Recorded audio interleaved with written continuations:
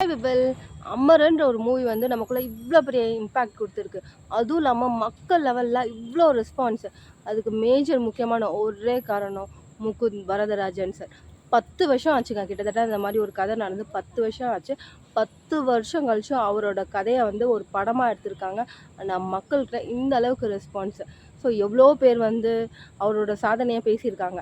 So இன்னும் 10 வருஷம் கழிச்சு நம்ம ஜென்ரேஷனில் இன்னும் அடுத்த ஜென்ரேஷன் வரையும் அவரை பற்றி சொன்னாலே கூஸ் பம்ப்ஸ் வரும். அந்த அளவுக்கு அவ்வளோ பெரிய விஷயத்தை அவர் செஞ்சுருக்காரு. வாங்க வீடியோக்குள்ளே போவோம். இன்னும் நிறையா பேர் வந்து அவரோட சாதனையை பேசிகிட்டே இருக்காங்க.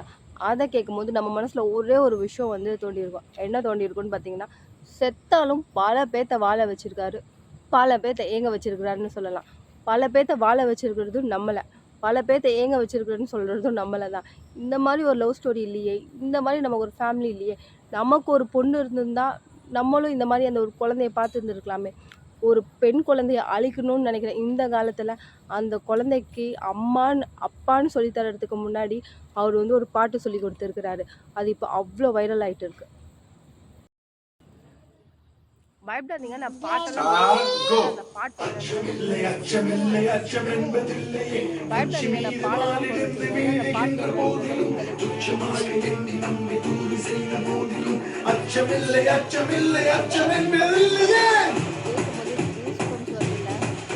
நம்ம உயிரோடு இருக்கும்போதே பல பேர்த்த சாவடிச்சு வாழ்ந்துன்னு இருக்கோம். ஆனால் அவர் உயிரை கொடுத்து பல பேர்த்த வாழ வச்சிருக்கிறாரு.